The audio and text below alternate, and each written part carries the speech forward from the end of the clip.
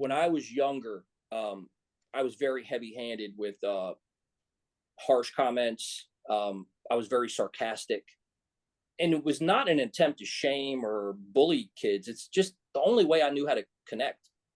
JL Holdsworth, you guys probably know, another good friend of mine, trained at Westside for years, owns two really good gyms in Columbus. He said to me one time, I had him do an RPR event at my gym, and he said, sarcasm is really thinly veiled negativity. And in certain communities, sarcasm works.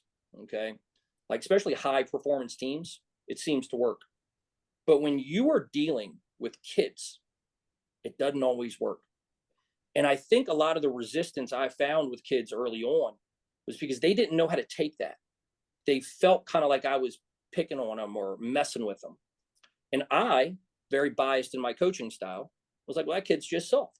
Right. So in my mind, I started to create that divide too. What I tell people is I had a very pivotal moment in my coaching career where Jordan Matthews, who is currently with the Panthers, he's been 11 years in the NFL. I started training Jordan when he was about 11 years old.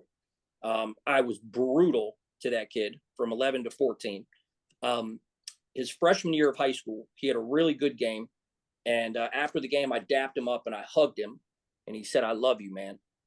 And it's like it shook my entire soul. I was like, whoa, wait a minute. He actually cares about me.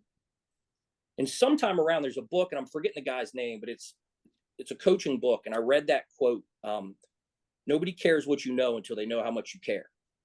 And the combination of those two things changed me as a coach for forever. It doesn't mean that I'm not hard and direct with kids that need it, but I start with heart and from a place of empathy.